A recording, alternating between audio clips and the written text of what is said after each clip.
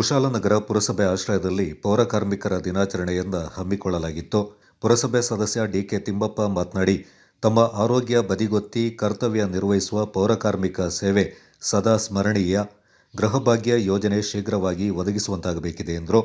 ಸದಸ್ಯ ಜಯವರ್ಧನ್ ಮಾತನಾಡಿ, ಪೌರ ಕಾರ್ಮಿಕರನ್ನ ಪೋಷಕರ ಸಮಾನರಾಗಿ ಗೌರವಿಸುವಂತಾಗಬೇಕಿದೆ. ನಿವೇಶನ ರಹಿತ ಎಲ್ಲ ಪೌರ ಕಾರ್ಮಿಕರಿಗೆ ಆದಷ್ಟು ಬೇಗ ನಿವೇಶನ ಒದಗಿಸಲು ಅಧಿಕಾರಿಗಳು ಅಗತ್ಯ ಕ್ರಮ ಕೈಗೊಳ್ಳಬೇಕಿದೆ ಎಂದರು.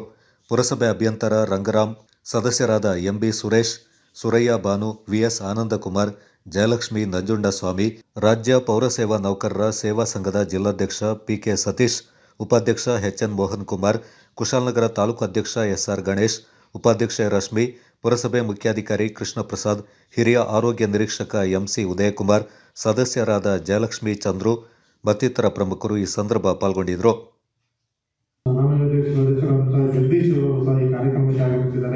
ಅವರಿಗೂ ಧನ್ಯವಾದಗಳು. ಈಗಾಗಲೇ ಏನು ಸರ್ಕಾರದಿಂದ ಕಾಲ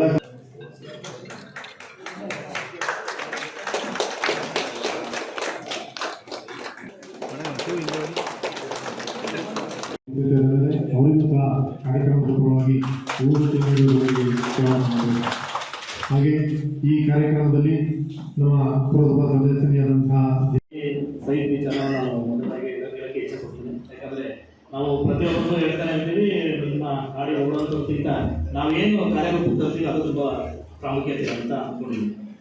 ನಾವು ಪೌರ ಕಾರ್ಮಿಕರನ್ನ ತಂದೆ ತಾಯಿಗೆ ಎಷ್ಟು ಗೌರವ ಸಲ್ಲಿಸ್ತೀವಿ, ಆ ಗೌರವವನ್ನು ಅವ್ರಿಗೆ ಸಲ್ಲಿಸಬೇಕಂತ ನಾನು ಎಲ್ಲರೂ ನಮ್ಮ ಇಡೀ ಕುಶಾಲನಗರದ ಜನತೆ ಜೊತೆಗೆ ನಮ್ಮ ಏನು ಸದಸ್ಯರಿದ್ದಾರೆ ಅವರೆಲ್ಲರಿಗೂ ಕೂಡ ಮನವಿಯನ್ನು ಸಲ್ಲಿಸ್ತೀನಿ.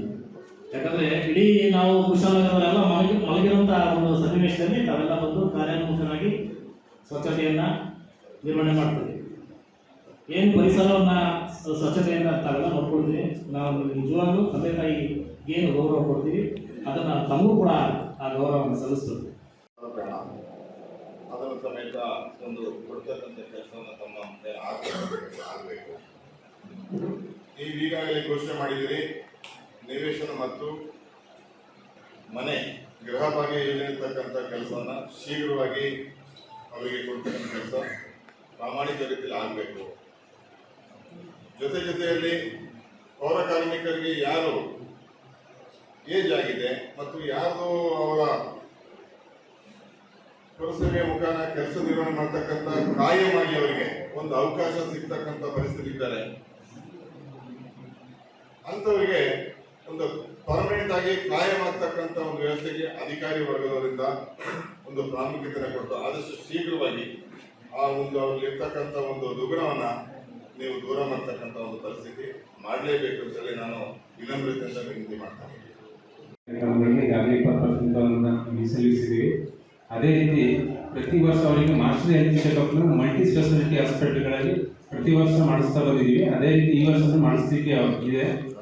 ಮುಂದಿನ ದಿನಗಳಲ್ಲಿ ಅದನ್ನು ಮಾಡಿಸ್ತೀವಿ. ಮತ್ತು ಈ ಕಾರ್ಯಕ್ರಮದ ಅಂಗವಾಗಿ ವಿಶೇಷವಾಗಿ ನಗದು ರೂಪದಲ್ಲಿ 7,000 ರೂಗಳನ್ನು ಭತ್ಯೆಗಳನ್ನು ನೀಡಲಾಗುತ್ತಿದೆ. ಮತ್ತು ಅದೇ ರೀತಿ ಪೌರ ಕಾರ್ಮಿಕರಿಗೆ ಸಂಕಷ್ಟ ಭತ್ಯೆನ ಪ್ರತಿ ತಿಂಗಳು 2,000 ರೂಪಾಯಿಗಳು ಮತ್ತು ಅವರ ಆರೋಗ್ಯ ದೃಷ್ಟಿಯಿಂದ ಬೆಳಗಿನ ಉಪಹಾರ ಮತ್ತು ಅವರಿಗೆ ಮೊಟ್ಟೆಗಳನ್ನು ನೀಡುವಂಥ ಕಾರ್ಯಕ್ರಮಗಳನ್ನ ಹಮ್ಮಿಕೊಂಡಿಡಲಾಗಿದೆ. ಅದೇ ರೀತಿ